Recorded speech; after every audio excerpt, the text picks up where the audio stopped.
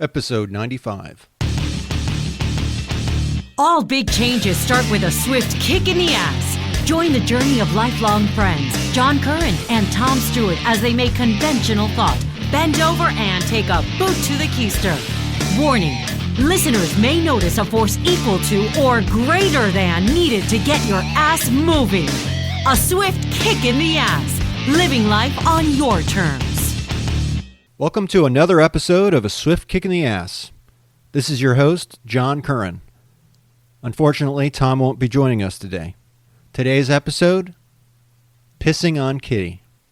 Over the years, Tom and I have discussed many different topics here on A Swift Kick in the Ass. Most often, we speak of the importance of owning our decisions, holding ourselves responsible for taking control of our life, and increasing our power. We also speak of accountability, all good things that are key to living life on your terms. Today, I'd like to discuss the importance of the people that we meet and that come along with us on our journey. So, this is about people, friendship, and the self-imposed limits that we place on ourselves as we try to live life on our own terms. In Dr. Susan Jeffers' book, Feel the Fear But Do It Anyway, Dr. Jeffers talks about comfort zones and how we can expand our comfort zones when we do things that are uncomfortable by taking risks. With each risk we take, whenever we put ourselves out there and push our limits, we increase our power and create a new zone of comfort. Think of it like rings of a tree. As a tree ages, it forms new rings. And the older the tree, the more rings you'll see when we eventually cut it down. That's the sad part, I guess. The tree is adding layers to its foundation. So each year, we'll see a new ring. This is how old we can tell the tree is. The outside of the ring is the bark. And what does the bark do? Well, it protects the tree from the outside world. It keeps the inside safe. And in this sense, we, people, also put up barriers to protect ourselves from the outside world. People we know and trust get beyond the bark, and they're included in our comfort zone. Letting people into our inner comfort zones does carry risks.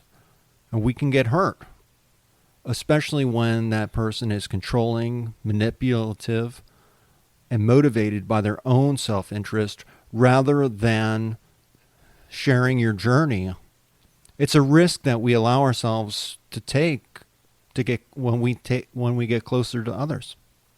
Heartache, disappointment, resentment, hatred, and a whole slew of other negative emotions can result when we let the wrong people into our lives.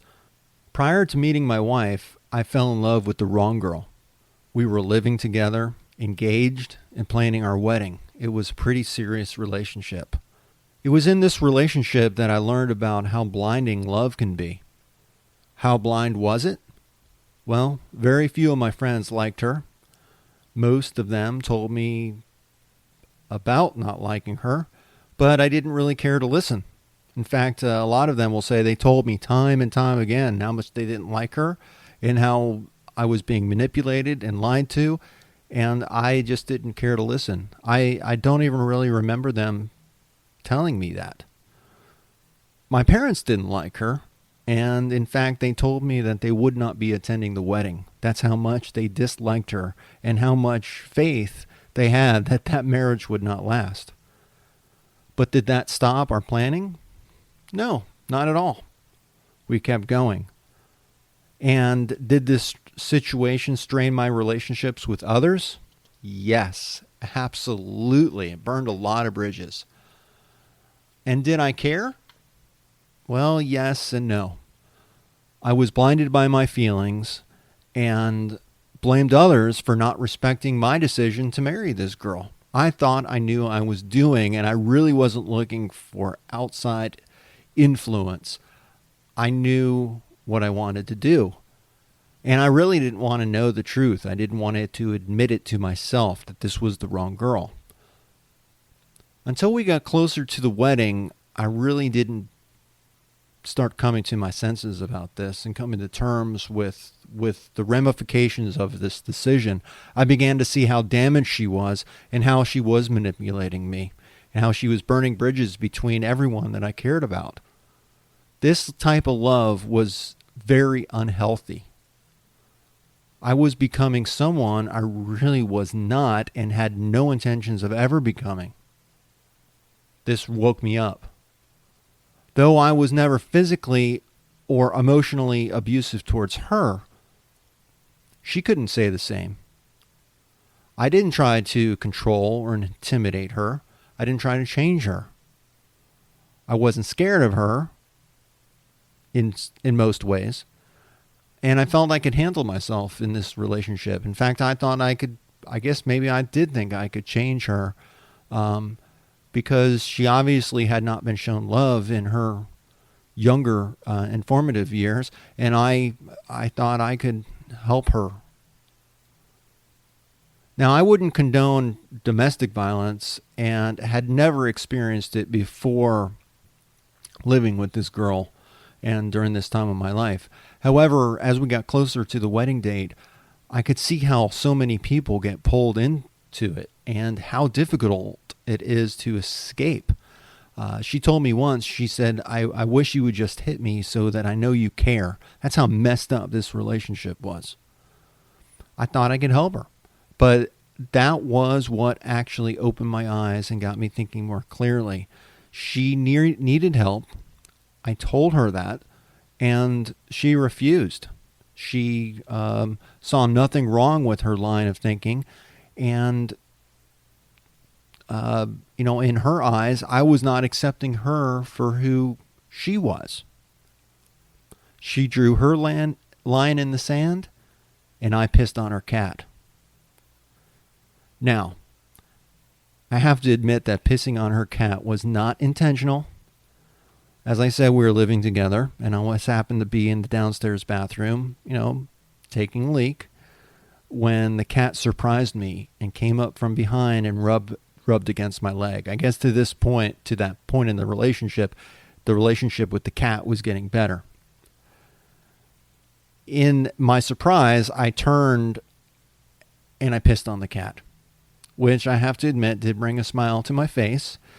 But the backstory in that is that the first night that I had ever spent with that girl was at her apartment.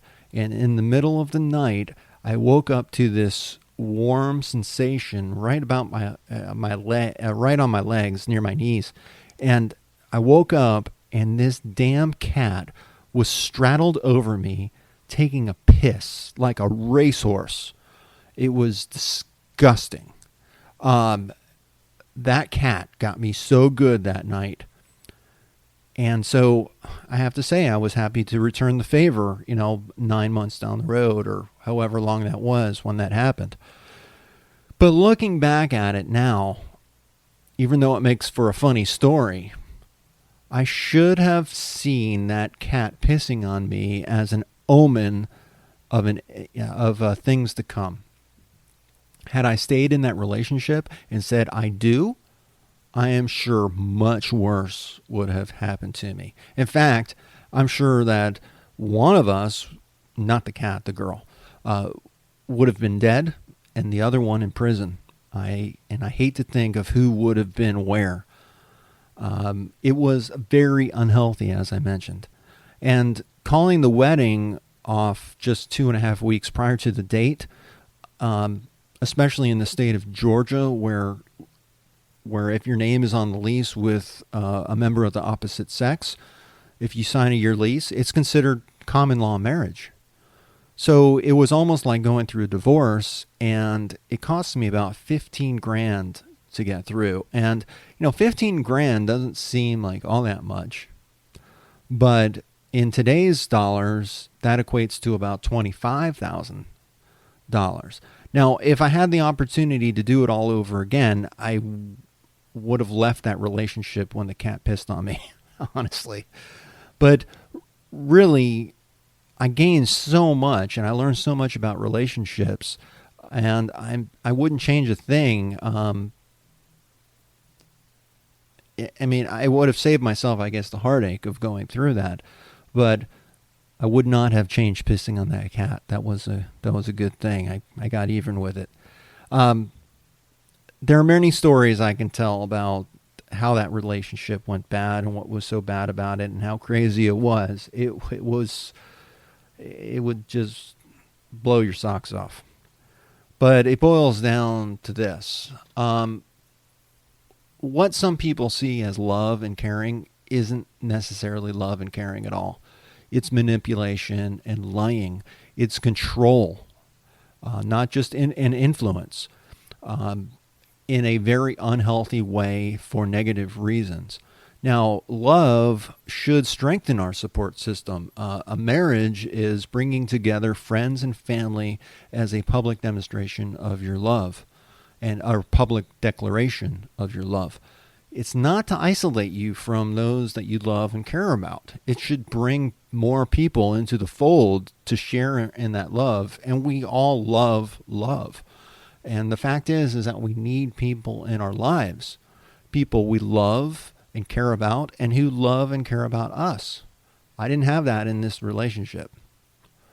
So, but having these bad relationships is part of our journey. I'm sure all of us have been in both good and bad relationships. And it helps us appreciate the good relationships when we have one. When I met my wife, I appreciated our relationship so much more because of the bad relationships that I had in my past. So, but this goes beyond romantic love. It goes much deeper than that. Relationships, romantic, platonic, maybe more business than pleasure, or mere acquaintance. It's important to us, and it's the foundation of our lives. People are much more important in our lives than we probably give credit to. We need other people to help us grow and push us beyond our limits of understanding, and as a result, we live better lives from what we learn from each other. It's in this bad relationship that we learn to appreciate the good relationships, and they do absolutely serve as powerful life lessons. And how we choose to handle our relationships impacts our lives. Now, considering the divorce rate, my choice to break off an engagement so close to the wedding date is probably not much what the majority of people would do. In fact, a lot of people told me I had big kahunas. Kahunas? Balls. I had big balls for doing what I did. A lot of people would have just gone through with the marriage at that point. But in my conscience, I just couldn't do it. I'd reached a point to where I was like, it was almost like a light switch went off. And I realized there was no way I could go and enter into a marriage, a lifetime commitment, knowing what I knew about her. It was an abusive relationship. And unfortunately, I think a lot of people would just go through it and possibly involve children and start building a life. And I think that ends up hurting more people in the end, rather than just, growing a pair and making a decision. You're changing your mind,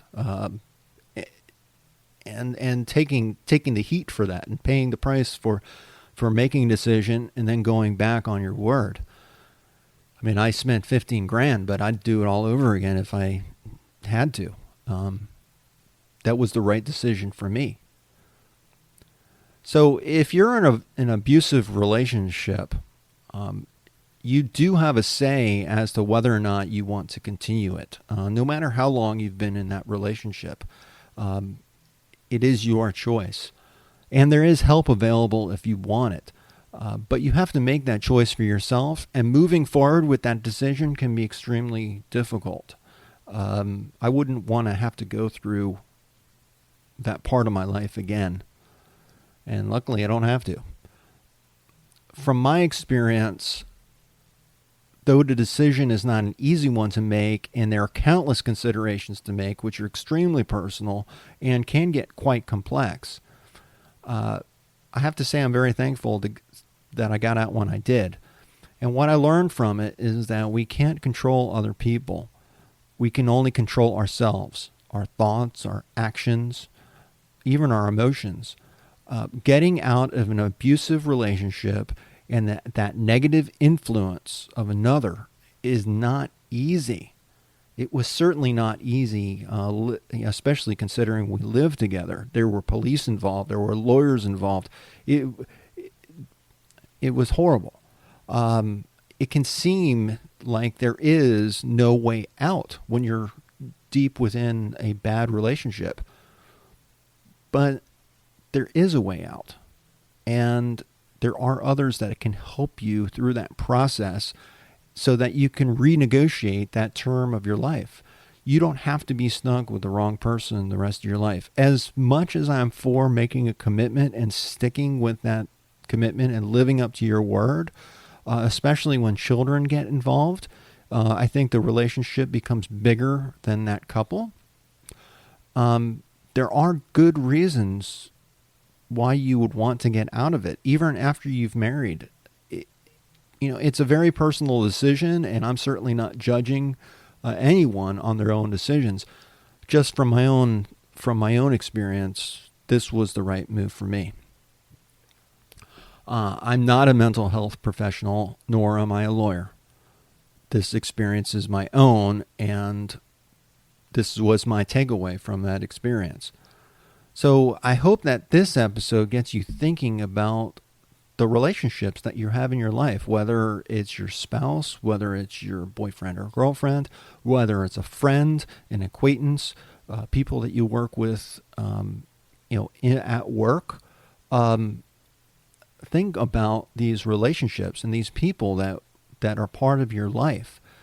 And that can help you assess the current terms of your life, and help you decide, is this something you really want to have to deal with, or should you move on?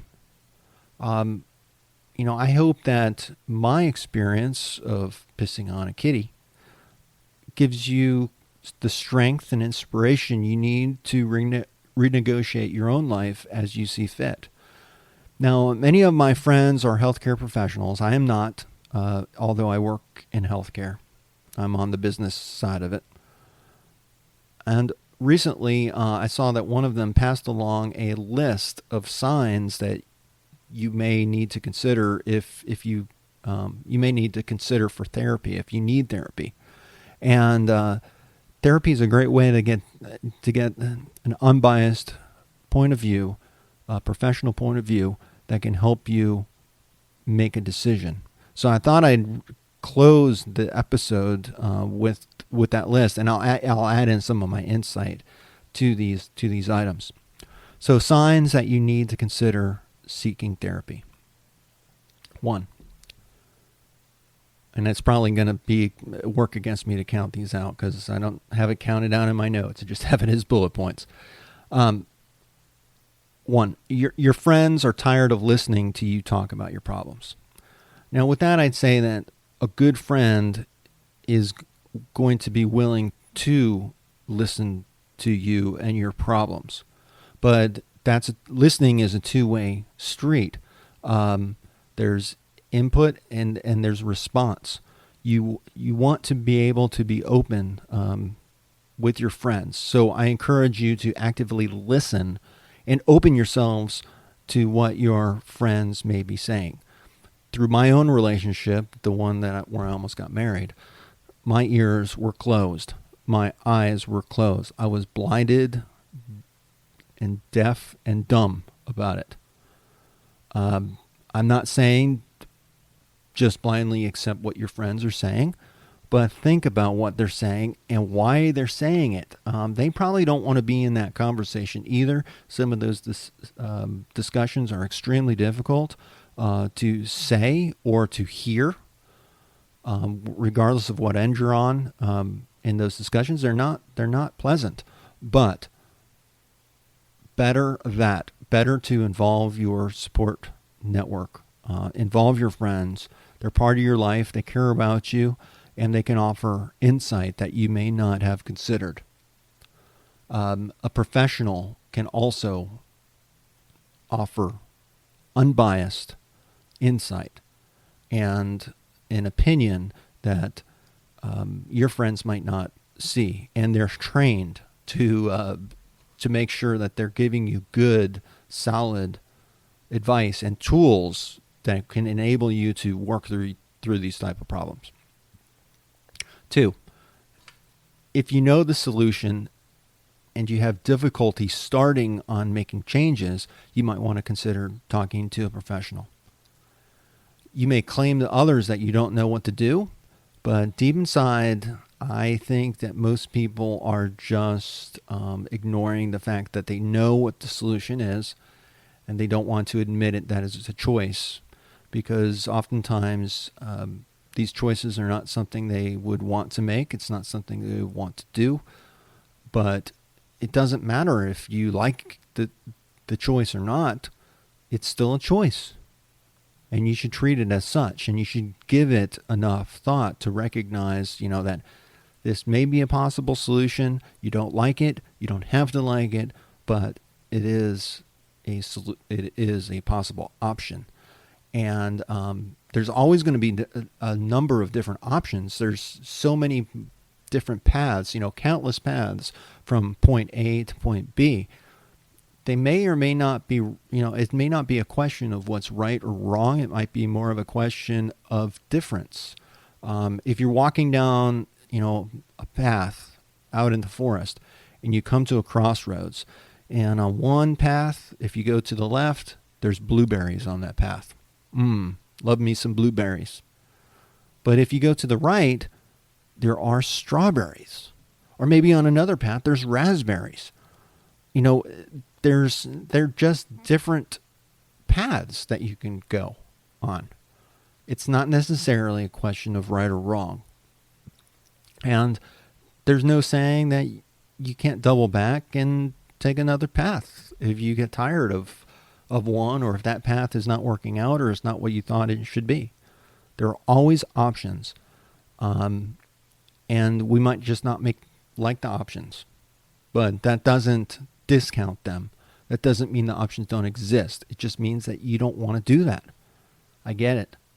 But in these difficult decisions, sometimes it's the options that we don't want to consider and don't want to do that are sometimes the best and the easiest way to truly make change in our life, if we can own up to it and then hold ourselves responsible and accountable, and live with the consequences of that decision. Number 3, you have no clue on how to get started to create a life you want. Now, friendly advice, talking to your friends is a good way to get some of these things off your chest and start the discussion. And sometimes just hearing ourselves and what we say can also help us think through and process the situation that we're in. But recognize that friendly advice is going to be subjective, and misery is the most democratic of all emotions. And what I mean by that is misery loves company.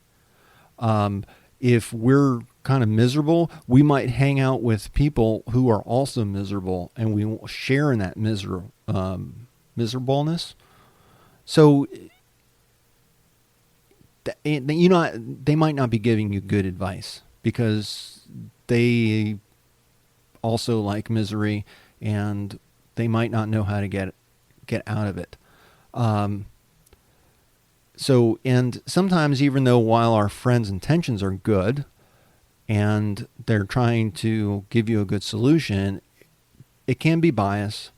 They may not have the experience that you need. They may not be seeing it in the same frame as you or capable of saying it. It's not objective, it's subjective. And it also might be the last thing that you want to do.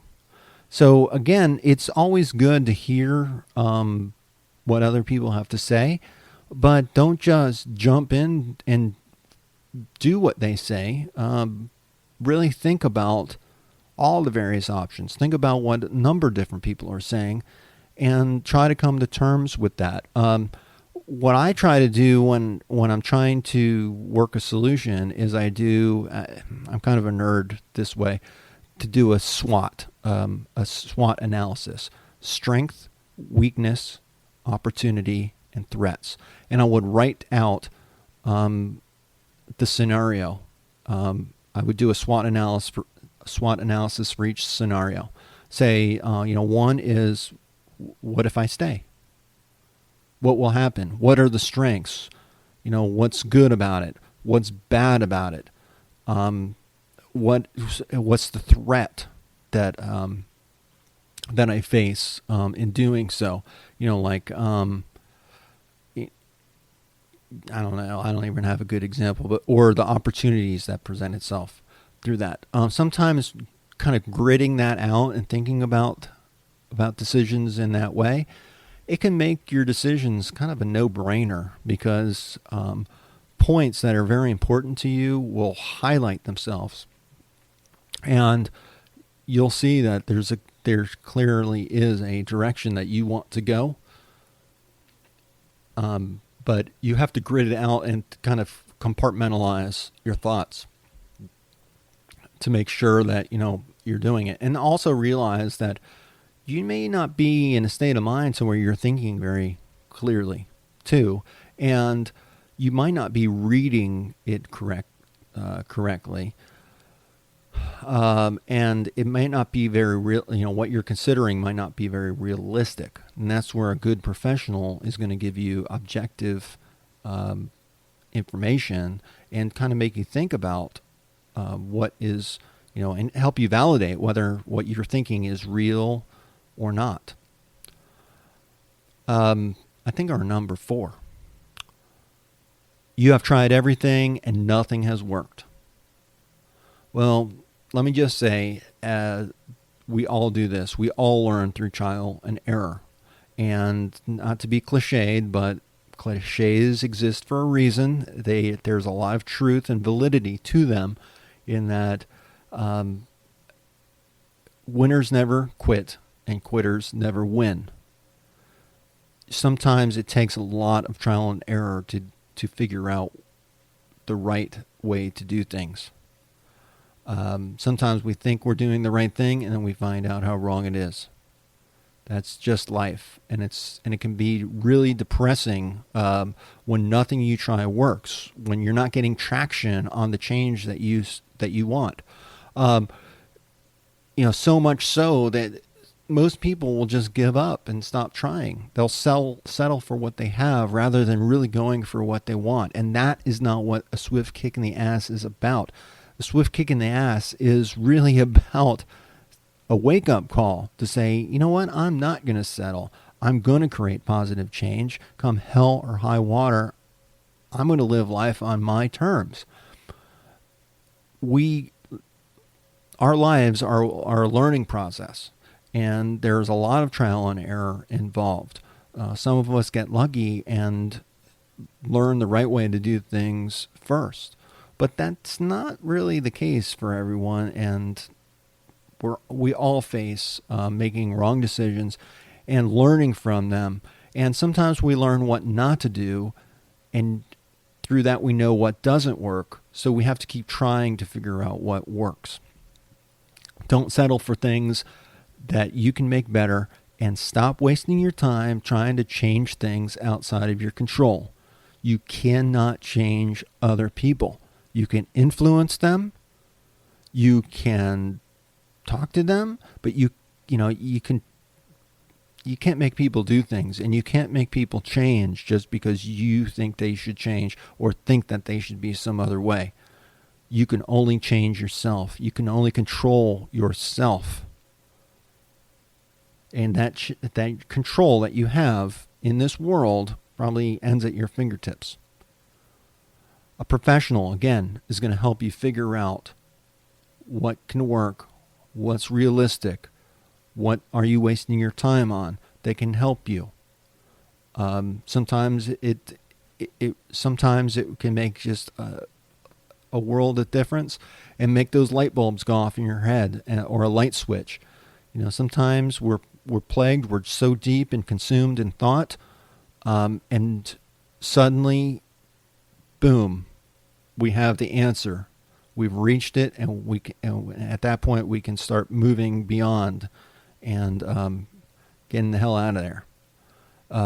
Again, this has happened to me so many times in my life, to where I struggle with what to do, and then it's like a light switch. Someone turns on the light, and boom, I know exactly what I need to do, and it's a trigger for me to take action. Because again, we can only take action for ourselves in our own lives. Again, a professional can help you get going and try to help you figure out what will work. 5, 4. You engage in or play some part that involves harmful behaviors. Our view of the world can be so skewed that what is abnormal or harmful can seem like a normal, average, everyday part of life. When my ex-fiance told me that she wished I would hit her so that she knew I cared, a light bulb went off, and I knew who I was dealing with, and I knew that was not right. I've never hit a woman. I would never hit a woman. That's not who I am. I'm not a violent person. And if you're hurting others or they are hurting you, you definitely need to get some help, because it's not right. While this podcast is called A Swift Kick in the Ass, which would denote some violence, kicking someone in the ass hurts. This podcast is all about helping others and creating positive change, not trying to control, but perhaps influence people. Sometimes we need a wake-up call to recognize, and will kind of wake us up to say, hey, you know what, this is not right.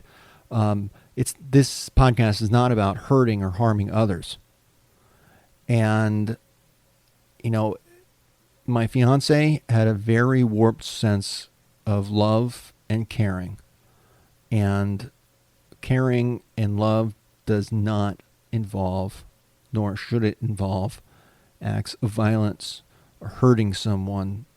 It doesn't show that you care. It's just plain wrong. Seek help if you're in that situation.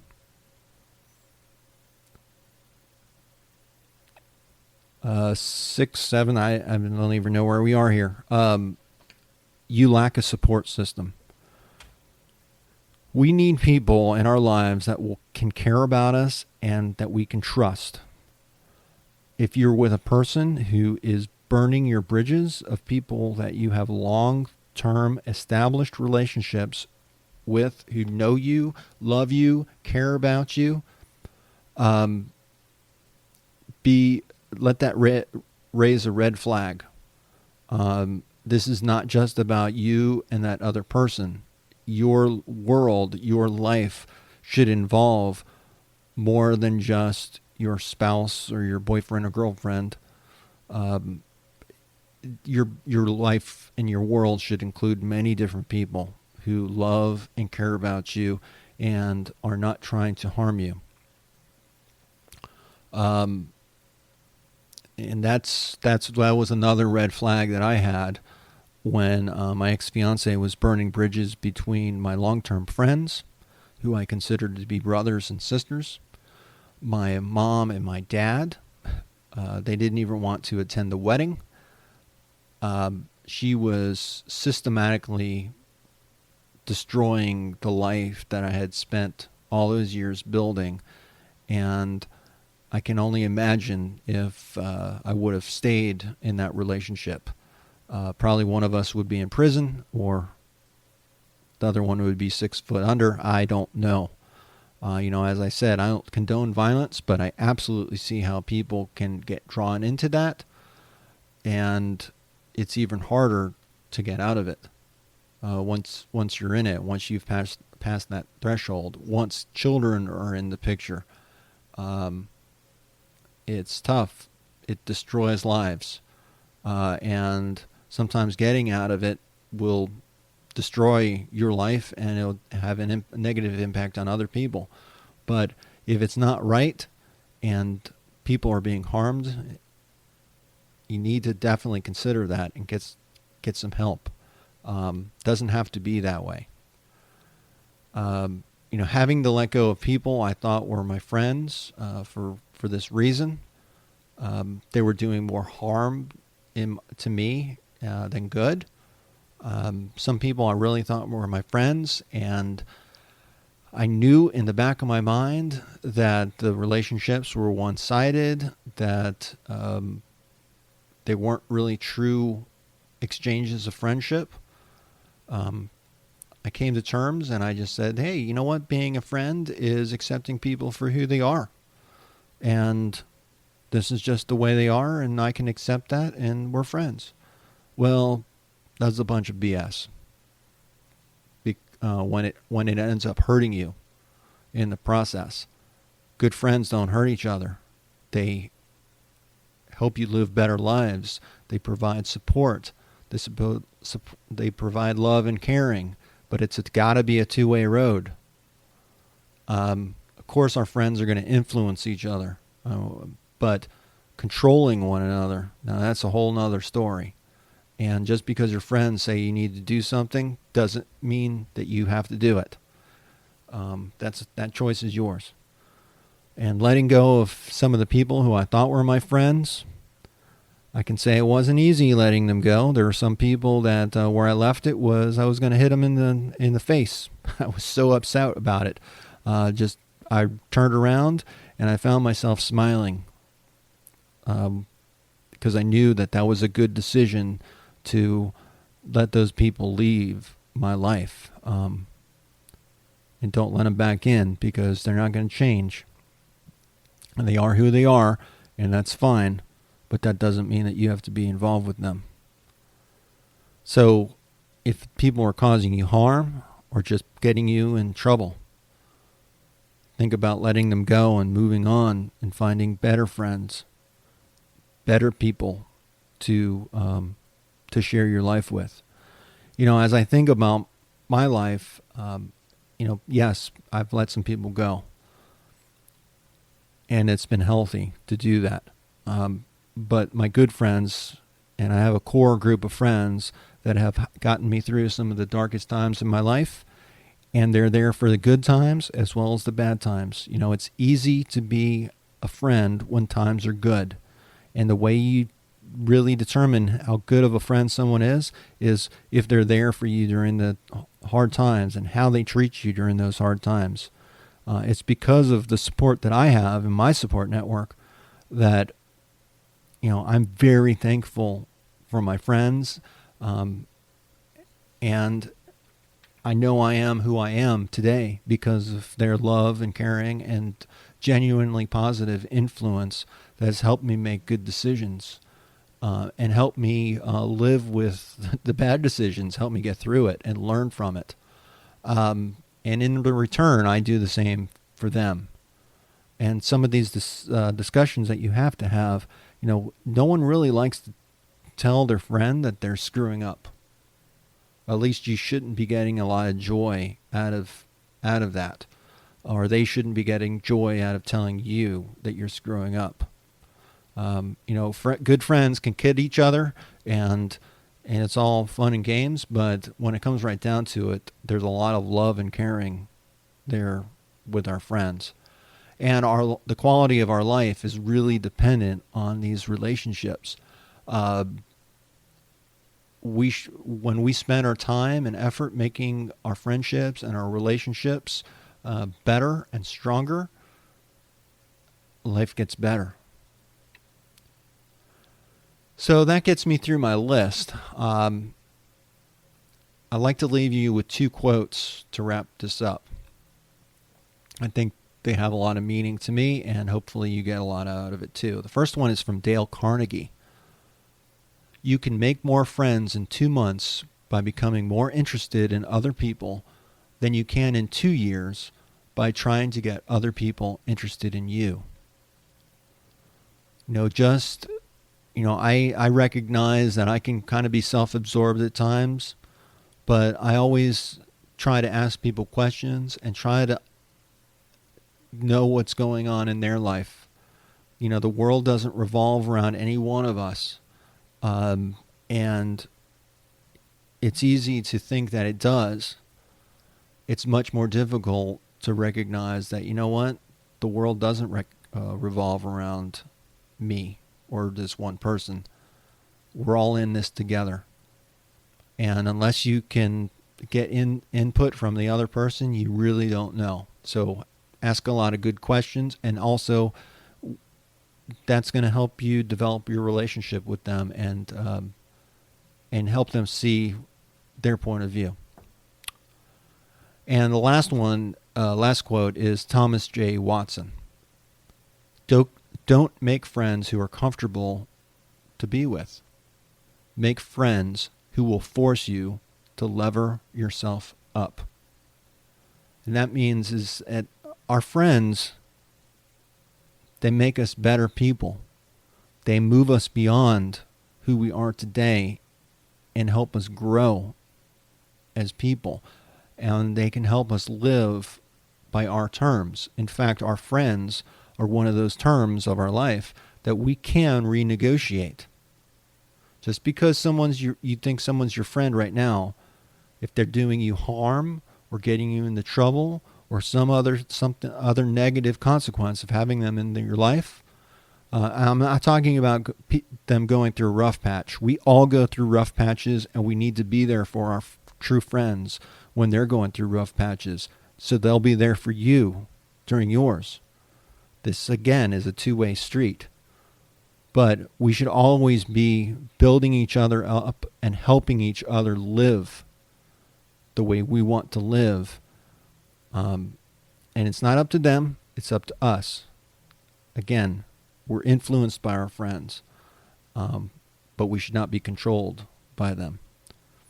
So, again, I don't advise against pissing on a cat, but it was fun, and it was getting back at that darn cat. I did actually, after I did it, I did realize what I had done, and my fiance was upstairs, and I thought, oh, crap, I just pissed on the cat. I better get a towel and dry the cat off, or there's going to be all sorts of questions.